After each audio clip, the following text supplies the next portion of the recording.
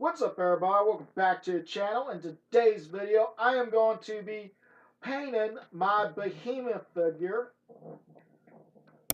And as far as I know, they are still available. So if you want to get your own Behemoth, I'm going to have a link in the descriptions below. And also, if you've seen the review video I did on this figure, that also has the link to it. But before we get painting, I'm going to be trying something new, and that is using some dye. Because with all the joints right here and some of the rubbing parts, if I paint it, it'll kind of rub off. So to prevent that, I'm going to be trying this out right here. So I was told to get this certain type right here, synthetic dye, and right here I have chocolate brown. Hopefully I read that right. And that is what we're going to be doing. So since this is new to me, I will end up bringing y'all back in a moment. All right, we are back. Now, I was not expecting this to take off as it did. And what I mean by that, I took all this apart, but when I put it into the dye, it automatically took to it. It was no waiting or anything. As soon as it touched it, it turned it. I didn't have to do anything. I just had to pull it out. And that is what happened with this. Now, I don't know how good it's showing up on camera, but you can tell, if you can, the fur is darker than like the head and the back right here, and the hands and feet. And I'm going to tell you how I did this. Yes, all this got put in there at the same time, and then I pulled it out with a strainer, so I wouldn't lose none of the small pieces, and everything would come out at the same time. So it wouldn't be like one part be darker than, like say this be darker than this because I pulled it out beforehand. No, it wasn't none of that. Everything went into a strainer, dipped down, waited, and pulled everything up, and this is what happened. But I ended up using one of these dollar brushes and carefully, now I say carefully, I grabbed at the tip of the brush right here and dipped it into the dye and just kind of went like this with it to get off any loose pieces. And then I kind of just slowly brushed on, mostly on the fur to make it darker than the skin, so it'd be like a different coloration. But I think everything came out all right. I did the bottom part darker because it's like more hair is right here and it's on the underbelly, so it'll be darker anyways. But now we're going to move on to the paint that I also, if you decide to do this, do the tussa as well. I got them beside me. But the only reason I say this is because the top part right here is a little bit of brown when it's coming out. And this is also on elephants where it's a dark color. But also when we go back to paint these, it will already have the color already into the creases. So we'll get into that in a little bit. But, oh, let me get that other brush out the way.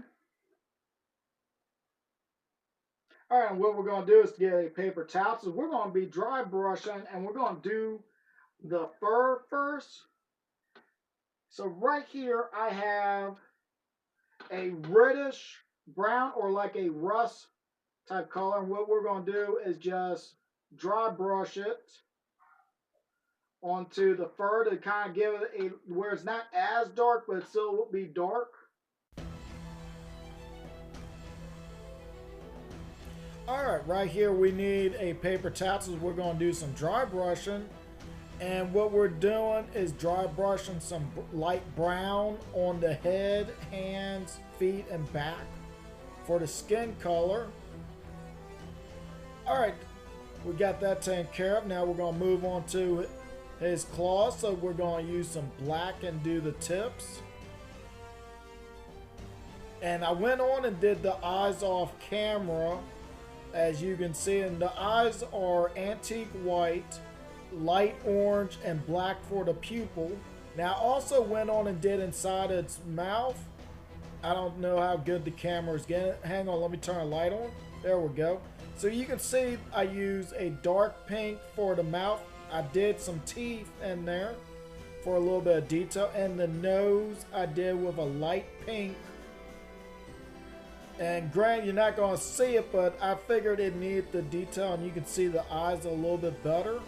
I like how he has that like mad look. But we're going to move on from that. Now right here you can see where I did a little bit of dry brushing from the black on the claws. The toes did not get it, but on the back right here was dry brush on the spine. But we're going to move on from that, and we're going to work on his tusk. Now right here I have just a basic tusk, so we're going to use a paper towel. If just move the camera down some. If I can get my paint, here we go. And right here I have bone white that I did with caramel and antique white.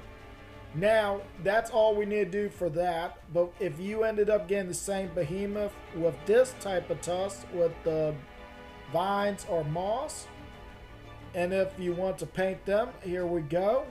Now you're gonna need some dark green for the base for the vines or moss.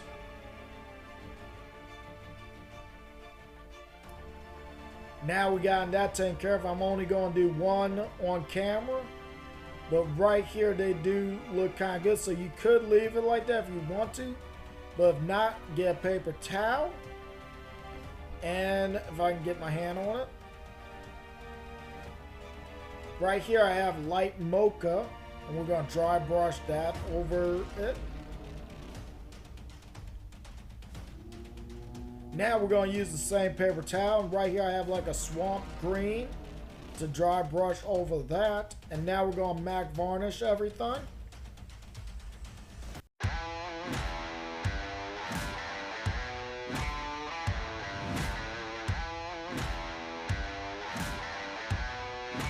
Are you ready?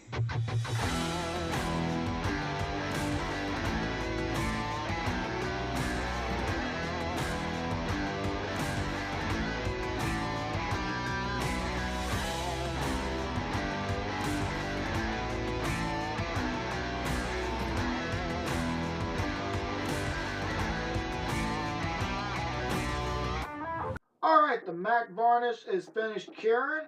I let it sit overnight to just give it time to cure fully. But before we talk about the figure, we're going to look at his accessories that he came with. So first up we're going to look at his tusk. If I can get the camera to focus on it. There we go. The moss or vines came out a lot better than what I thought. I'm glad that there was no blending where the matte varnish took like the green and blended it into the bone color. And we'll talk about that once we get to the figure because you'll see what I'm talking about. But yeah, let me know what y'all think on how I did the moss and the tusk and stuff. So we're going to move those out the way. Next, we're going to look at the broken tusk. Now, this did do a little bit of that blending as what I was just talking about. As you can see how this is compared to like this is a little bit darker. But that is okay, and you'll see what I'm talking about in a second. But yeah, just wanted to show that. Now we're going to move on to his hands. I'm going to grab one since they're both the same. Now, with the dry brushing that I did earlier, it's just hard to see it on camera because of the little folds. Let's see if I zoom in, if y'all be able to see it. Okay, you can see a little bit of it if it will focus. You can see like see all the wrinkles and folds and stuff from the dry brushing. And right here on the claws, I don't know how good it's catching on camera, but it's brown at the base and going down darker to the tip, just like how the Behemoth's hands was in the comic and all the other stuff I've seen of Behemoth. I was trying to also keep that realistic look to him. Alright, let's go on, get out of zoom. And we're going to move on to Behemoth himself. Now, right here is what I was just talking about with the blending. Oh, it doesn't want to focus.